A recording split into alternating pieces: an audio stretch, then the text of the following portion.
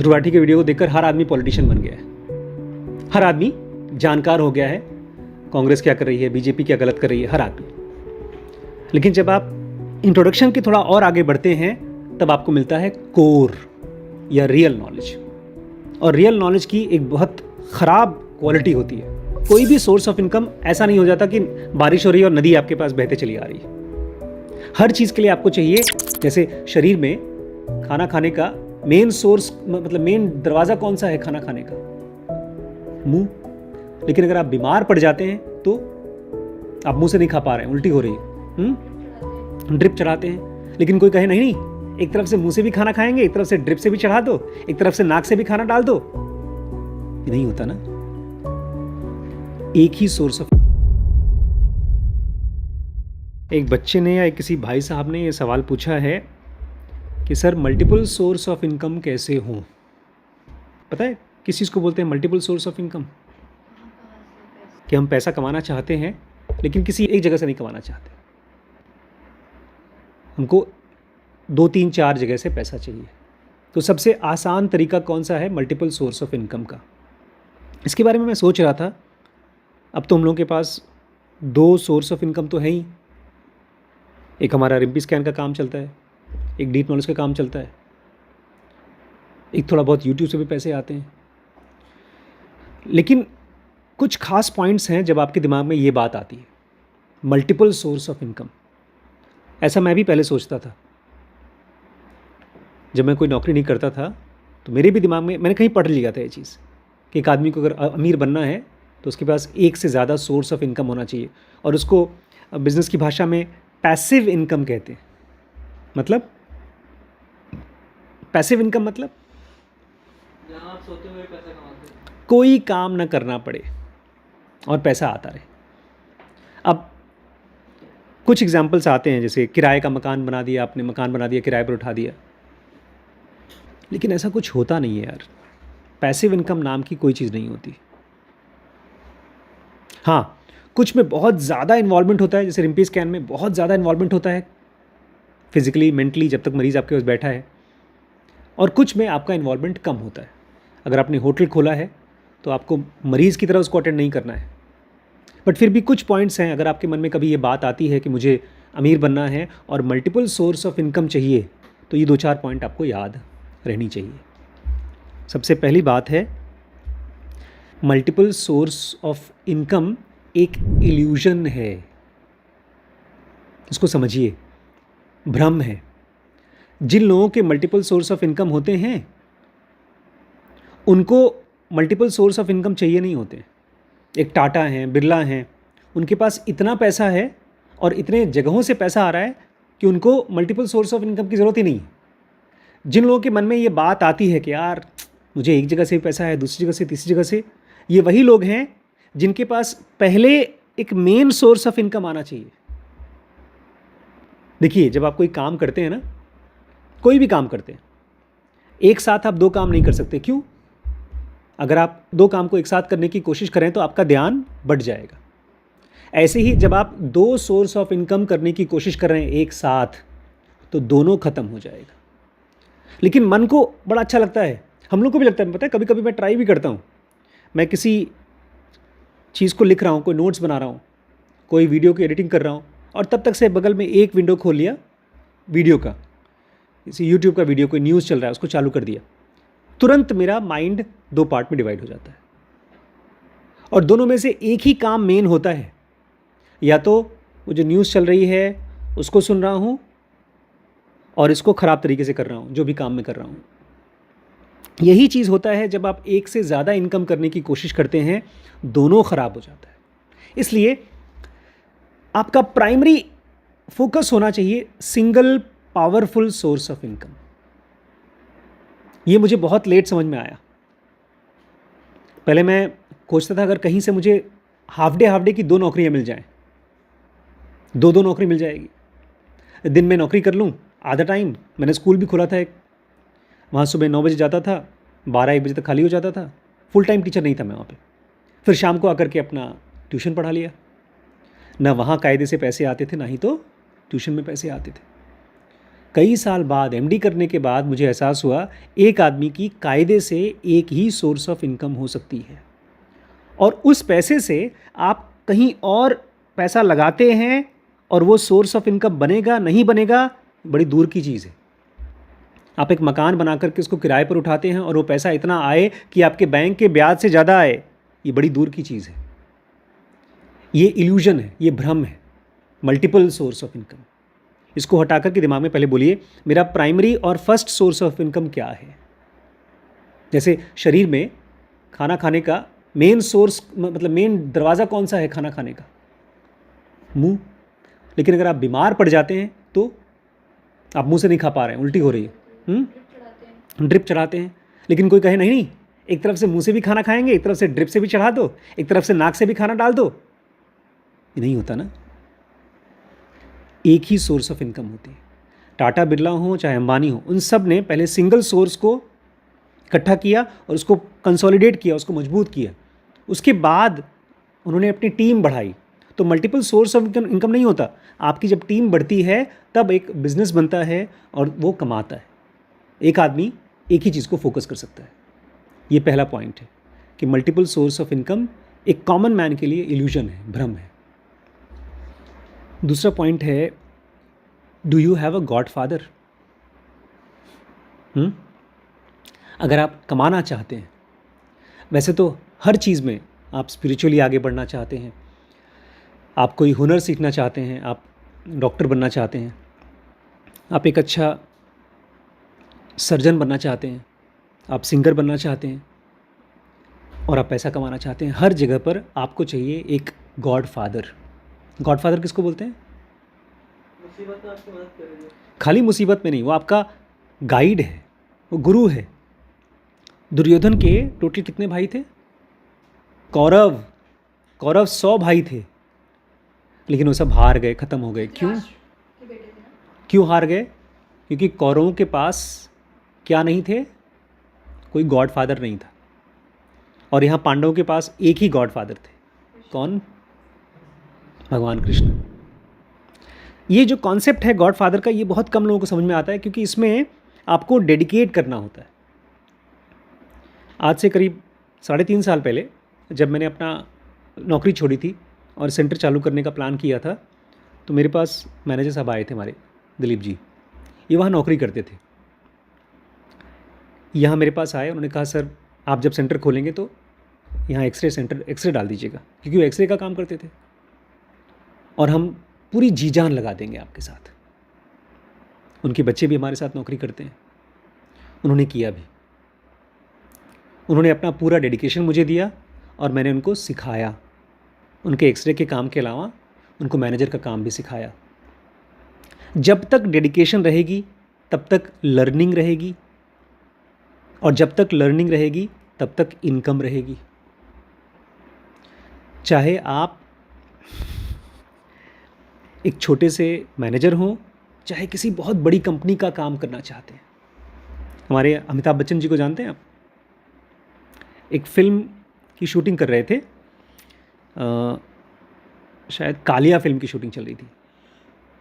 उसमें अमिताभ बच्चन जी के ऊपर प्राण गोली मारने वाले थे, और उसमें बड़ा शायराना एक डायलॉग था, उसमें उर्दू थी। तो अमिताभ जी बोलते हैं ये डायलॉग तो मैं बोलूँगा नहीं, ये फालतू की बात नहीं बोलूँगा। मतलब बहुत ऐसा लग रहा था जैसे कुछ शायरी टाइप की थी वो, मुझे शायरी एग्जैक्टली याद नहीं। मैं कहीं इंटरव्यू देख रहा था टीनू आनंद का, उन्होंने इसको शायद डायरेक्शन प्रोडक्शन किया है इसमें। तो टीनू आनंद बोलते हैं कि ठीक है, अगर आप डायलॉग नहीं बोलेंगे तो हम डायरेक्शन का काम नहीं करेंगे, किसी और को रख लो, हम जा रहे हैं। अमिताभ भी बहुत बड़े एक्टर, बहुत बड़े आदमी थे। तो अमिताभ उनसे बोलते हैं आपने कितनी फिल्में डायरेक्ट की हैं अभी तक? बोलते हैं 1 या 2। बोलते हैं पता है मैं कितनी फिल्में कर चुका हूँ? 40। और आप ये डायलॉग के पीछे क्यों पड़े? बोलते हैं क्योंकि इस पर ताली बजेगी। तो अमिताभ जी बोलते हैं कि ये चीज़ हर आदमी बोलता है कि इस डायलॉग पे ताली बजेगी।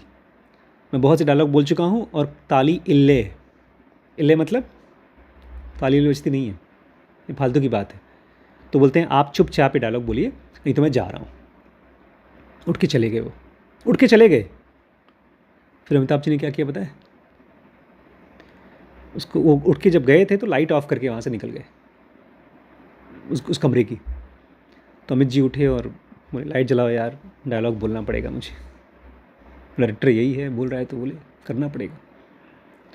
तो टीनू आनंद बोलते हैं इस पिक्चर को रिलीज़ होने के बाद मैं जितनी बार भी थिएटर में जाता था यही सीन देखने के लिए कि क्या इस सीन पे ताली बजती है, और सही में हम लोगों ने भी उस सीन पर बहुत मज़ा आता है।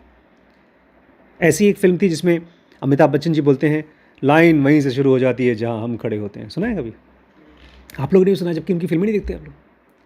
देखिए, मेरा पॉइंट ये है, इतनी लंबी कहानी बताने का पॉइंट ये है कि बहुत कम लोग हैं जो एक गुरु, एक गॉड फादर की इम्पोर्टेंस को रियलाइज़ करते हैं। वो आपको देता कुछ नहीं है, लेकिन उसके शागिर्दी में आप बहुत कुछ सीख लेते हैं। अर्जुन को क्लियर हो गया था, एकलव्य को इतना क्लियर हो गया था कि गुरु उसने बना लिया, जबकि गुरु ने मना कर दिया था उन्हें कि हम नहीं सिखाएंगे। तो चाहे कितने भी ताकतवर हैं, अगर आपके पास एक गुरु, एक गॉडफादर नहीं है जिसको आप पूरी तरह से डेडिकेट कर सकें, और कंप्लीट डेडिकेशन बहुत मुश्किल काम है। ये अपने आप में एक मैच्योरिटी दिखाता है, क्योंकि होता ये है हमारा माइंड इतना फ्लिकरिंग है, इतना डिस्ट्रैक्टेड है कि कुछ दिन ये काम करेगा, फिर कुछ दिन बाद कुछ और काम करेगा, फिर कुछ और काम करेगा। एक चीज़ के साथ अटक करके चलेगा नहीं वो। एक गुरु या गॉड फादर आपको नाक से, जैसे घोड़े को भगवान कृष्ण कहते हैं ना 5 घोड़े हैं उनको मैं रथ के रूप में चलाता हूँ, 5 इंद्रियों को, ऐसे ही गुरु आपको घसीट कर चलाता है, बहुत दूर तक ले जाता है। तो अगर आपको एक अच्छी सोर्स ऑफ इनकम चाहिए तो ऐसे किसी आदमी को देखिए जिसके पास अपना सोर्स ऑफ इनकम है, और फिर उसके साथ आप टिक जाइए पूंछ की तरह। इस पॉइंट में मुझे एक और बड़ी इंपॉर्टेंट बात बोलनी है। शायद च्युआंग-ज़ू नाम का एक गुरु था, च्युआंग-ज़ू लाओ त्सू का वो शिष्य था, और अपने आप में वो एनलाइटेंड मास्टर हो गया था। उसके पास एक बंदा आया सीखने के लिए। च्युआंग-ज़ू कभी किसी की शक्ल नहीं देखता था, वो ध्यान करता था दीवार के पास खड़े होकर, और पब्लिक से बात नहीं करता था, किसी से बात नहीं करता था। ये लड़का उनके पास आया सीखने के लिए, नाम हो सकता है गड़बड़ी हो, मुझे नाम का एग्जैक्टली याद नहीं है। ये लड़का आया, बोलता है मुझे आपसे सीखना है, ज्ञान चाहिए। च्युआंग-ज़ू ने उसको शक्ल देखे बिना उसको बोल दिया प्लीज़ यहाँ से चले जाओ, मेरे हिसाब से कोई इंसान इस लायक नहीं कि मैं उसको सिखा सकूँ, पढ़ा सकूँ। सुनिए आपने कहानी। उस लड़के ने पता है क्या किया? हाथ काट दिया अपना, और बोला देखिए अगर आप नहीं सिखाते हैं तो कुछ देर बाद मैं अपनी गर्दन काट लूँगा। तब च्युआंग-ज़ू ने 12 साल बाद किसी इंसान की शक्ल देखी। 12 साल से उन्होंने किसी को देखा नहीं था, और बोलते मैं तुम्हें सिखाऊंगा। तो जो असली गुरु होता है, रियल गुरु, वो जब किसी को सिखाना चाहता है तो इसलिए नहीं सिखाता किसी को भी, क्योंकि उसे पता है डेडिकेशन बहुत मुश्किल से मिलता है, बहुत कम लोगों के पास डेडिकेशन होता है। और यहीं पर एक बड़ी इंपॉर्टेंट चीज़ आपको समझ में आनी चाहिए, जितना महान एक गुरु होता है, जब उसको उतना ही महान शिष्य मिलता है, उतना गहरा शिष्य मिलता है, तभी वो नॉलेज भी ट्रांसफ़र हो पाता है। मेरे पास बहुत गहरी इन्फॉर्मेशन है, मैं आपको इन्वेस्टिंग सिखाना चाहता हूँ, जेनोगा सिखाना चाहता हूँ, लेकिन आप यहाँ बैठे हैं रील्स देखने के लिए, तो फिर मैं आपको कुछ सिखा नहीं पाऊँगा। आपका पात्र छोटा है, इसलिए शिष्य बहुत कम मिलते हैं। कहते हैं गुरु तो फिर भी मिल जाएगा, एक अच्छा शिष्य ही नहीं मिलता। जेनोगा बोलती है ना, गेट रेडी। एक बार आप रेडी हैं तो गुरु अपने आप मिल जाएगा। तो फाइंड अ गॉड फादर। ये चीज़ जितना स्पिरिचुअलिटी में सच है, उतना ही पैसे की दुनिया में भी सच है। जो लोग साधना करके कुछ सीखते हैं, वो उसी को देना चाहते हैं जो उसको रिसीव कर सके, उसी स्पिरिट में। अगर आपको मल्टीपल सोर्स ऑफ इनकम चाहिए, उसके लिए आपको बहुत गहरी ईमानदारी चाहिए, और ये ईमानदारी किसी और के लिए नहीं, अपने लिए। बहुत साल पहले मैं अपना घर छोड़ के भाग गया था, और मुझे पहली बार याद आ रहा है, मैं चंडीगढ़ गया था।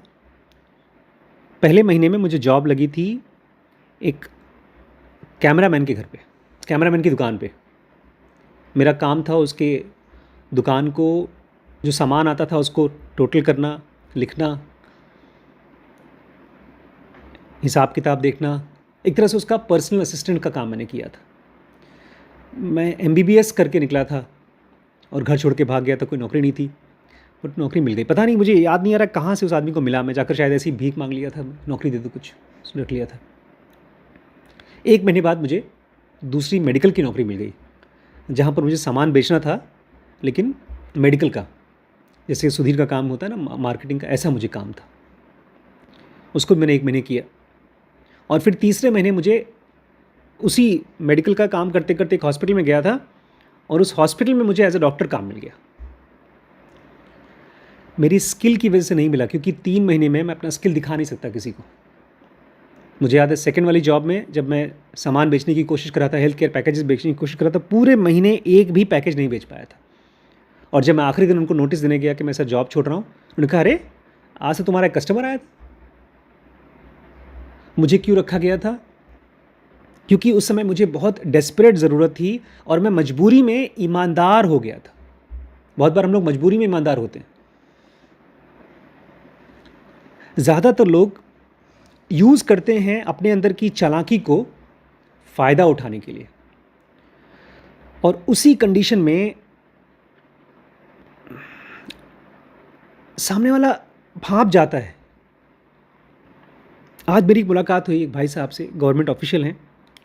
मेरा कोई बहुत मुश्किल काम था जो उनसे मैं कराना चाहता था। वो पैसा लेते शायद 10,000 रुपये, उन्होंने आधे रेट में काम कर दिया। पता है क्यों? इसीलिए बोलते हैं आप बड़े ईमानदार आदमी। मैंने कुछ ईमानदारी दिखाई नहीं, मैं जेन्युइनली उस आदमी में इंटरेस्टेड था और अपनी कंडीशन को बताने में इंटरेस्टेड था। उन्होंने कुछ सवाल पूछे, मैंने उसके जवाब दिए। तो बोलते हैं आपने एक भी पॉइंट छुपाया ही नहीं जहाँ पर लोग छुपा देते हैं। पैसा एक ऐसी चीज़ है जहाँ हर आदमी डरता है और कोई किसी को बताना नहीं चाहता, लेकिन बताना चाहता है उसको जिसको ऑनेस्टी हो। मैं खुद सेंटर में ऐसे लोगों को खोजता हूँ जो बहुत ईमानदार हों। ये सबसे इम्पॉर्टेंट स्किल है। कितनी भी अच्छी हुनर है आपके अंदर में, लेकिन ऑनेस्टी नहीं है तो आप नहीं सीख सकते। जो चीज़ आपको नहीं आती साफ साफ बोलो, जल्दी बोलो, तभी आप सीख पाओगे। ये चीज़ पैसे की दुनिया में तो और ज़्यादा काम करती है। मैं फिर से रिपीट करूँगा, ये क्लीशे पॉइंट है ऑनेस्टी, लेकिन इसके ऊपर कोई ध्यान नहीं देता। ये जब मैं इसके बारे में सोच रहा था तब मुझे अचानक से ध्यान आया, यार 3 महीने के अंदर 3 जॉब किसको मिलती है और किस वजह से मिलती है? मैं उस समय चंडीगढ़ में था, मिली, और इसी वजह से क्योंकि मैं ब्रूटली ऑनेस्ट था। ऑनेस्टी दिखाई नहीं जाती किसी को, आप ऑनेस्ट होते हैं। नेक्स्ट पॉइंट है, अगर आप मल्टीपल सोर्स ऑफ इनकम चाहते हैं तो आपको डेवलप करना पड़ेगा। जैसे ऑनेस्टी वैसे ही पेशेंस, धीरज। आजकल हम लोग एक सीरीज़ बना रहे हैं, what I learned about investing from Darwin. Pulak Prasad ji हैं इस बुक के ऑथर। इस किताब को ख़त्म करने में, मतलब पढ़ के तो मेरा हो जाएगा, 1 हफ्ते में ख़त्म हो जाएगा, लेकिन इसकी वीडियो बनेगी कम से कम 1-1.5 महीने में। लेकिन इसमें से जो नॉलेज मुझे यूज़ करना है उसको स्टॉक मार्केट में इन्वेस्टिंग में लगाने में लग जाएगा साल भर। उसका रिटर्न्स आने में 5 से 10 साल लग जाएगा। और अगर मैं किस्मत वाला रहा, अगर मैं पेशेंट रहा, तो फिर मैं क्या पता एक अच्छी बड़ी कंपनी भी बना सकता हूँ। मैंने लास्ट में क्या कहा? अगर मैं पेशेंट रहा। पेशेंस मतलब धीरज, वो फीस है जो आपको पैसा तो देती है, लेकिन उससे भी पहले वो फीस है जो आपको पे करना पड़ता है किसी चीज़ को सीखने के लिए। गॉडफादर ऑनेस्टी, लेकिन ऑनेस्टी होने के बावजूद आपके अंदर पेशेंस नहीं होगा। 3 महीने में 3 जॉब छोड़ी मैंने, फिर मैं वापस आ गया। मैंने अपने भी कई बिजनेसेस चालू किए, सब बंद कर दिए, बंद हो गए कहना चाहिए। जो चीज़ मेरा कंटिन्यूसली बहुत साल तक चला है वो इसलिए क्योंकि मैंने डिसाइड कर लिया था इसको 10 साल 15 साल दूंगा। और इस सोचने में जितना आसान है पेशेंस उतना करने में नहीं है। लेकिन बार बार अगर आपको याद दिलाते हैं खुद को, या 10 साल का टाइम लगेगा, और हर रोज़ कुछ न कुछ। आज ही मेरी एक भाई साहब से बात हुई, हमारे फैमिली मेम्बर हैं, वो स्टॉक्स में इन्वेस्ट करते हैं। पिछले 2 साल से उन्होंने अपना कुछ अच्छा खासा पोर्टफोलियो बनाया है। और जब वो बातें कर रहे थे स्टॉक मार्केट के बारे में, तो बहुत से ऐसे वर्ड्स थे जो मेरे सर के ऊपर से जा रहे थे। तो मैं उनसे कह रहा था कि ऐसा लग रहा है 12th के बच्चे के साथ में एक यूकेजी का बच्चा बात कर रहा है। 12th के बच्चे के साथ कौन बात कर रहा है? यूकेजी का बच्चा, केजी का बच्चा। कितने साल का डिफरेंस है? 10-12 साल का। तो अगर वहाँ तक पहुँचना है तो मुझे 10 साल ना लगे, कम से कम 2 साल 3 साल तो लगेगा। और इसमें बहुत से ऐसे ऐसे वर्ड्स यूज़ कर रहे थे, ऐसे ऐसे टर्म्स यूज़ कर रहे थे जो मुझे रगड़ रगड़ कर यूज़ करके सीखना होगा। मुझे बड़ी खुशी होती है, शिरीष आजकल बोलते हैं वो जर्मन सीख रहे हैं डुओलिंगो से। 63 डेज़ का उनका स्ट्रीक हो गया है। मुझे बड़ी खुशी होती है क्योंकि वो पेशेंस सीख रहे हैं। लाइफ में जो काम की चीज़ें होती हैं वो धीरे धीरे ही बनती हैं। इसलिए देखा है, जो खाने धीमी आंच पे पकते हैं कितने स्वादिष्ट होते हैं। जो अचार आराम से रख दिया जाता है ऊपर, अच्छा बनता है। पेशेंस, अच्छा एक चीज़ और, जब हम पेशेंस की बात करते हैं, धीरज की बात करते हैं, तो हम उन मोमेंट की बात करते हैं जहाँ पर हम फेल हो गए तो कुछ नहीं कर सकते, चलो धीरज रखो। कोई हार गया तो धीरज रखो, फेल हो गए तो धीरज रखो। लेकिन जिस समय आप सक्सेसफुल हैं उस समय तो पेशेंस चाहिए नहीं। जब आप फेल हुए तो वो चीज़ क्या आपको सिखा रहा है, क्या चीज़ है जो आप घुस करके देख सकते हैं, वो पेशेंस से ही आएगा। जैसे हमने कल बड़ी मम्मी बता रही थी, डॉक्टर हाउस नाम का एक टीवी सीरियल है, उसमें बहुत जीनियस डॉक्टर है, हालांकि फिक्शन है बट ऐसे डॉक्टर्स भी होते हैं दुनिया में। वो अपने हर एक मरीज़ के लिए पागल होता है कि मैं सही डायग्नोसिस बनाऊं, और मुश्किल केसेस आते हैं उनके पास। एक पेशेंट था, उसने बेचारा बहुत कोशिश किया बचाने की, नहीं बचा पाया, मर गई पेशेंट। आमतौर पे मरने के बाद लोग पेशेंट्स को बहुत सीरियसली देखते नहीं, मतलब चला गया, मर गया पेशेंट। ये गया पोस्टमार्टम में, उस मरीज़ की डेड बॉडी को ऊपर से नीचे तक पूरा खोदा। और मुझे आज भी याद है वो सीन, उसने जब पीछे मोड़ा उस पेशेंट को तो उसके ब्लाउज़ के हुक से एक छोटा सा घाव हो गया था। और पेशेंट इतना सीरियस था, बेड रिडन था, उसको बुखार आ रहा था। उसी एक ब्लाउज़ के हुक से उसको एक स्टैफ नाम का बैक्टीरिया होता है, स्टेफाइलोकोकस, उसका इन्फेक्शन हो गया। और ये चीज़ें लोग खोज नहीं पाए कि इन्फेक्शन का सोर्स क्या है। वो इतना छोटा था कि इनसे मिस हो गया। इस टाइप के छोटी छोटी चीज़ों को अगर आप पकड़ना चाहते हैं लॉन्ग टर्म में, तो आपको सहारा मिलेगा किसका? जिससे धीरज से, पेशेंस से। इसलिए कृष्ण कहते हैं लड़ो, मारो, काटो, जो भी करो, लेकिन खुद के लिए करो, खुद को जानने के लिए। और खुद ऐसा नहीं कि लड़ाई करके तुम जान जाओगे, ध्यान होगा पेशेंस से। और जब आप पैसा कमाएंगे ना, चाहे एक सोर्स ऑफ इनकम हो, चाहे मल्टीपल सोर्स ऑफ इनकम हो, आप उसको एंजॉय नहीं कर पाएंगे अगर आपके अंदर पेशेंस नहीं। आराम से एक रोटी भी खा पाने के लिए, उसको एंजॉय करने के लिए आपको पेशेंस चाहिए। एक आदमी अधीर है, खूब पैसे वाला है, कायदे से खाना नहीं खा पा रहा है, स्ट्रेसफुल है, मेरा कॉन्ट्रैक्ट छिन जाएगा, मेरा वो काम हुआ कि नहीं हुआ। कहते हैं all great thing comes to those who can wait. Great चीज़ें जो होती हैं आपके पास आती हैं, आप ही नहीं होते वहाँ पर, आप कहीं चले गए जल्दबाजी में। अपॉर्चुनिटी, बिल्कुल सही कहा आपने, अपॉर्चुनिटी कॉस्ट। अब नेक्स्ट पॉइंट है अमीर बनने के लिए मल्टीपल सोर्स ऑफ, बिकॉज देखिए कोई भी सोर्स ऑफ इनकम ऐसा नहीं हो जाता कि बारिश हो रही है और नदी आपके पास बहते चली आ रही है। हर चीज़ के लिए आपको चाहिए नॉलेज। दुनिया का सबसे अमीर इन्वेस्टर कौन है? Warren Buffett. अभी तक हमने 2-3 चीज़ें पढ़ी हैं। वॉरेन बफे ऊपर में इस किताब का फॉरवर्ड लिखे हैं, इस किताब को, और इस किताब के राइटर कौन है? Benjamin Graham. ठीक है, रुकिए। वॉरेन बफेट इस किताब के बारे में बोलते हैं इंटेलिजेंट इन्वेस्टर, क्या बोलते हैं? By far the best book on investing ever written. दुनिया में इन्वेस्टिंग के बारे में जो सबसे अच्छी किताब लिखी गई है वो ये है। और इस किताब के ऑथर कौन है? Benjamin Graham. और बेंजामिन ग्राहम कौन है? वॉरेन बफेट के गुरु हैं। नॉलेज 2 तरह का होता है। एक तो होता है इंट्रोडक्शन। इंट्रोडक्शन मतलब आप पहली बार उसको जानते हैं, और हमेशा इंट्रोडक्शन होता है, अगर आपको अच्छा लगा तो एंटरटेनिंग। जब आप किसी किताब को पढ़ते हैं, किसी वीडियो को देखते हैं, जैसे आजकल ध्रुव राठी को देखते हैं आप लोग, ध्रुव राठी के वीडियो को देखकर हर आदमी पॉलिटिशियन बन गया है, हर आदमी जानकार हो गया है, कांग्रेस क्या कर रही है, बीजेपी क्या गलत कर रही है, हर आदमी। लेकिन जब आप इंट्रोडक्शन के थोड़ा और आगे बढ़ते हैं तब आपको मिलता है कोर या रियल नॉलेज। और रियल नॉलेज की एक बहुत ख़राब क्वालिटी होती है, क्या? वो बोरिंग होता है। आज नंदिनी ने एक वीडियो बनाया है अपने चैनल पे बैंकिंग के ऊपर। उस वीडियो को आप देखोगे तो बोलोगे यार राम, ये सब चीज़ पढ़ना पड़ेगा, अंग्रेज़ी पढ़ना पड़ेगा, मेंसुरेशन पढ़ना पड़ेगा, पता नहीं क्या क्या SBI PO के एग्ज़ाम के लिए पढ़ना पड़ेगा। वो सब चीज़ें बोरिंग है। पहली बार में कोई चीज़ आप करना चाहते हैं, आपका टीचर अच्छा है तो आपको मज़ेदार लगेगा। आप गाना चाहती हैं, एक आदमी इंस्टाग्राम करना चाहता है, बड़ी ढेर सारे ऐसे ऐसे काम हैं जो बड़े इंटरेस्टिंग हैं, लेकिन वो सब केवल तब जब आप इंट्रोड्यूस्ड होते हैं।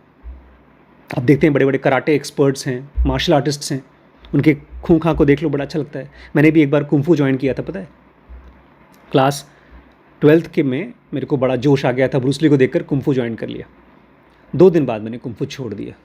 इतना ज़्यादा एक्सरसाइज कराया उन लोगों ने, मेरे हाथ पैर फूल गए। मैंने कहा भैया मेरे बस का नहीं है। नॉलेज 2 तरह की होती है, एक इंट्रोडक्शन जो कि बहुत बार मज़ेदार लग जाती है, लेकिन रियल नॉलेज होती है उसके बाद। अब इस किताब के अंदर में रियल नॉलेज है, लेकिन रियल नॉलेज उसके लिए है जो पूरी की पूरी किताब को सचमुच में कोर को जानना चाहता है। अगर आप ये सोचेंगे अच्छा ठीक है कौन सा चैप्टर इंटरेस्टिंग है पढ़ा दो, बता दो, बात खत्म हो जाए, तो आपको कभी नहीं आएगा। जैसे एक डॉक्टर केवल इंटरेस्टिंग चीज़ें पढ़ने से डॉक्टर नहीं बन सकता, ऐसे एक आदमी पैसा कमाना है तो इंटरेस्टिंग चीज़ें पढ़ करके पैसा नहीं कमा सकता, उसको जानना होगा कोर।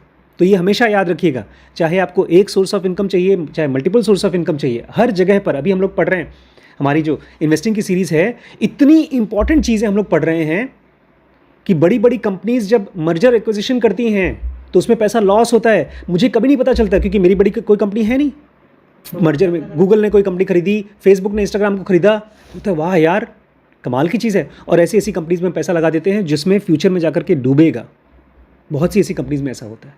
इस पूरी सीरीज़ में आप देखेंगे, डार्विन की सीरीज़ में, इन्वेस्टिंग की सीरीज़ में। लेकिन कहाँ पता चल रहा है ये सब हमको?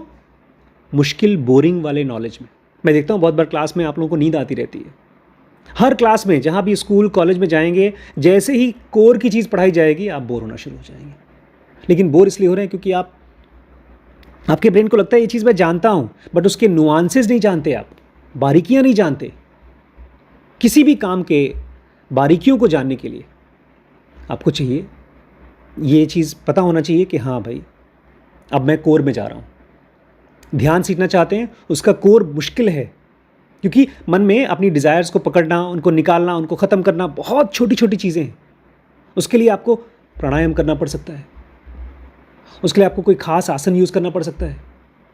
वो सब तभी पता चलेगा जब आप अपने आप को कहोगे भाई मैं इस चीज़ का स्पेशलिस्ट बनना चाहता हूँ। कोई भी आदमी अमीर खाली ऐसे नहीं बन जाता, उसके लिए उसको स्पेशलिस्ट बनना होगा। मैं ऐसे बंदे को जानता हूँ, हमारी फ्रेंड है, वो स्टॉक मार्केट की कम से कम 20 किताबें पढ़ चुके हैं, 20 नहीं कम से कम 50 किताबें पढ़ चुके हैं, ये भी पढ़ चुके हैं, लेकिन वो बेचारे कहते हैं मैं बहुत बड़ा इन्वेस्टर नहीं हूँ। वो खुद अपना पैसा किसी और को देते हैं इन्वेस्ट करने के लिए। क्यों? बिकॉज वो बंदा उस कोर के नॉलेज के साथ में गिव अप नहीं किया है। जिस आदमी को नॉलेज का कोर नॉलेज के साथ में संबंध नहीं है, रिलेशनशिप नहीं है, वो आदमी बहुत पैसा नहीं कमा सकता। और ये सीरीज़ जो हम बनाने वाले हैं, जो हम बना रहे हैं, वो आपको लेके जाएगी कोर में। आपको वैसे तो 2 पॉइंट है, मैं दूसरा पॉइंट बहुत लंबा है, कहीं और कवर करूँगा। लास्ट पॉइंट है जो आज का सबसे इम्पॉर्टेंट पॉइंट। अगर ये पॉइंट मुझे नहीं समझ में आया होता तो मैं इन्वेस्टिंग में कभी जाता ही नहीं। मुझे इस किताब से पहली बार पता चला है 2 टाइप की गलतियाँ होती हैं बिजनेस में, या तो इन्वेस्टिंग में या तो पैसे कमाने में। 2 टाइप की गलतियाँ। कौन कौन सी गलतियाँ? टाइप 1 और टाइप 2 एरर। उसको मैंने नया नाम दिया है, error of commitment, error of omission. Error of commitment मतलब मैंने फटाफट उस चीज़ में पैसा लगा दिया, अब वो डूबा तो मैं डूबा। कमिटमेंट, जैसे कोई आदमी आया, लड़का आया, आपको बोला आई लव यू, मैंने कहा तो मैं तो कमिटेड हो गई हूँ उसके साथ, कमिट कर दिया, अब फंस गए। कमिट मतलब हमने किसी को दे दिया, अपनी ज़ुबान दे दी और फंस गए। ये है एरर ऑफ कमिटमेंट। इसको टाइप 1 एरर कहते हैं। मतलब कोई ऐसा एरर जिसमें आप एक बार कर चुके और वो गलती हो गई, उसमें मिस्टेक हो गया, तो आपकी ज़िंदगी ख़त्म हो जाएगी। ये है टाइप 1 एरर, या तो एरर ऑफ कमिटमेंट। दूसरा एरर होता है एरर ऑफ ओमिशन। आपके सामने 10 अलग अलग ऑप्शंस हैं मल्टीपल सोर्स ऑफ इनकम के, कि यहाँ से भी कमा सकता हूँ, वहाँ से भी कमा सकता हूँ, वहाँ से भी कमा सकता हूँ। एरर ऑफ ओमिशन मतलब छोड़ दो, मौके को चूक दो। अगर आप 10 मौक़ों को चूकते हो तो एक मौका जो सही मौका है उसको पकड़ पाओगे। मैं बहुत सालों से, मतलब ज़ेनोगा पढ़ाने के पहले से, छोटे छोटे बिजनेसेस करने की कोशिश कर रहा था। माइंड यू, कैसे बिजनेसेस? छोटे छोटे, और छोटे छोटे ही थे, वो और छोटे हो गए, इतने छोटे हो गए कि दिखते ही नहीं। जब भी कोई आदमी आपको प्रॉमिस करता है कि इस मौके में पैसा लगाओ, आप उसको अवॉइड करो।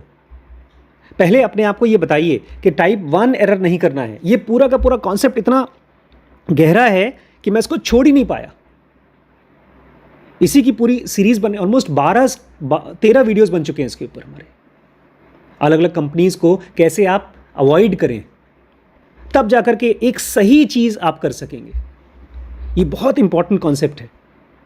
यही कॉन्सेप्ट सैम वॉल्टन वॉलमार्ट के, वॉरेन बफेट बर्कशायर हैथवे के, या अंबानी, जितने भी दुनिया के अरबपति हैं, सबको ये कॉन्सेप्ट बहुत क्लियर है, बहुत ज़्यादा क्लियर। और जो आदमी इस कॉन्सेप्ट को भूल जाता है, नोकिया, वो ख़त्म हो जाता है। ब्लैकबेरी ख़त्म हो जाती है। एरर ऑफ कमिटमेंट, अगर आपने अपनी कोई ऐसी गलती कर दी जिसमें आप पूरी तरह से ख़त्म हो जाते हैं, उसको बोलते हैं एरर। कहीं ऐसी जगह पर कमिट नहीं करना है कि आप ख़त्म हो जाएं, इसको बोलते हैं एरर, टाइप 1 एरर। और हम टाइप 2 एरर करने के चक्कर में इसमें फंस जाते हैं। टाइप 2 एरर मतलब, अरे इसमें बहुत मौका है, और आप वहाँ पर अपने आप को डाल देते हैं। ये बहुत कॉम्प्लेक्स आइडिया है, लेकिन इसको बहुत सिंपल करके हम लोगों ने इस पूरी सीरीज़ में कवर किया है। कुछ समझ में आ रहा है मैं क्या बोल रहा हूँ? टाइप 1 एरर मतलब अपने पास जो भी पूंजी पड़ी है उसको ऐसी जगह मत लगा दो कि अगर वो डूब गया तो आप ख़त्म हो गए। यही चीज़ अभी आप हमारे साथ पढ़ेंगे। जब सैम वॉल्टन आपको बताएगा, उनका, सैम वॉल्टन का बहुत फेमस स्टेटमेंट है कि हमने ऐसी कोई गलती नहीं की कि हमारी कंपनी डूब जाती। सैम वॉल्टन ने कहा, हमने कोई ऐसी गलती नहीं की कि हमारी कंपनी डूब जाती। हमने बहुत गलतियां की हैं, लेकिन कोई इतनी बड़ी गलती नहीं की कि हमारी कंपनी डूब जाती। इस चीज़ से मुझे इतना क्लियर हो गया कि अब मैं डूबूंगा तो नहीं, चाहे मैं अरबपति बनूं चाहे ना बनूं, डूबूंगा तो नहीं। अब दूसरा पॉइंट आता है, टाइप 2 एरर, वो मुझे करना है। ढेर सारी फालतू के ऑप्शंस, अमीर बनने के, सोर्स ऑफ इनकम के मुझे छोड़ने हैं, क्योंकि फालतू के जब तरीके छोड़ेंगे तभी आपको काम का तरीका दिखाई देगा। मल्टीपल सोर्स ऑफ इनकम होते ही नहीं है। जिस चीज़ में आपको दिखाई दे, जैसे आप जाके सब्जी खरीदते हैं, आप एक एक सब्जी को टच करके, आम को टच करके खरीदते हैं कि हाँ ये टाइट है, इसमें गुदा है। ऐसे ही बिजनेस को भी समझना पड़ेगा, इन्वेस्टमेंट को समझना पड़ेगा। ये मुझे अच्छा लगता है कि मैं जब तक नहीं समझा था मैंने छुआ भी नहीं। ज़मीनों में मैंने अपने दांत को खट्टा किया है और अब मैं पहचान पाता हूँ कुछ कुछ ज़मीनें, इसलिए मेरा उसमें लॉस नहीं होता। ऐसे ही हम लोग इन्वेस्टमेंट में, स्टॉक मार्केट में भी अब आगे बढ़ रहे हैं। तो मल्टीपल सोर्स ऑफ इनकम हो सकते हैं, बशर्ते पहले आपका एक सोर्स ऑफ इनकम हो और इन्वेस्टमेंट के बारे में आपको पहले गहरी जानकारी होनी चाहिए, जो हम इस पूरी सीरीज़ में आपको देंगे। तो ये नंबर है, इस पर आप कांटेक्ट करके मालूम कर सकते हैं। ये पूरी की पूरी सीरीज़ आपको सॉलिड मनी रूल में मिल जाएगी। ठीक है। नमस्कार।